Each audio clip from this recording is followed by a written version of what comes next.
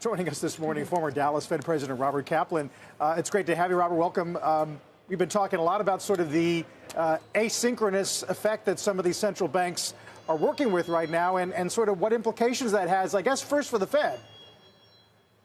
Listen, the biggest issue the Fed's dealing with is goods are weak, but services are still strong.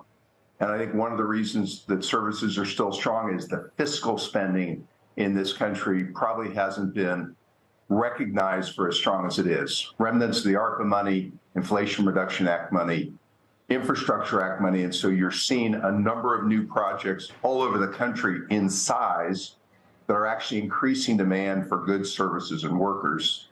And I think as long as you have that, I think you have a lot of cross currents that the Fed has to try to deal with.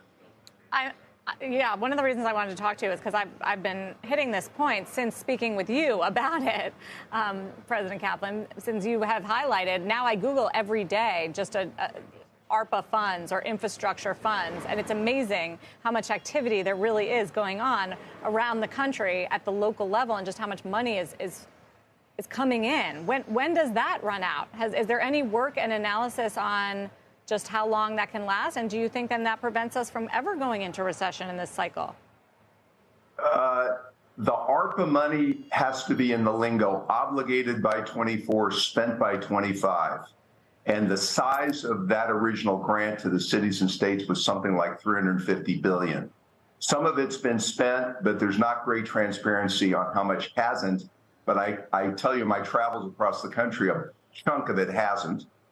And the Inflation Reduction Act money is going to go on for 7 or 8 years. The Infrastructure Act money will go on similarly for 7 or 8 years. These are sizable programs, and they're like the programs you would do if you were trying to come out of a recession, not pre-recession. And so this is a challenge, and it's unusual, and I don't remember a situation like this. Yeah, just to be clear, ARPA is the American Rescue Plan Act. That was the trillions of dollars in funding passed by the Biden administration. So what does the Fed do? Just keep hiking even more than potentially 2 that they've penciled in the dots? So there's a reason that there's a debate at the Fed, and I think there ought to be a debate. On the positive, on the side for pausing, as I said, goods are weak. Every Fed funds rate squeezes small banks and squeezes small business that are very sensitive to it. On the other hand, you've got this government money, and my guess is they'll use, and they should use, I would use every bit of the next month to see how these cross currents settle out.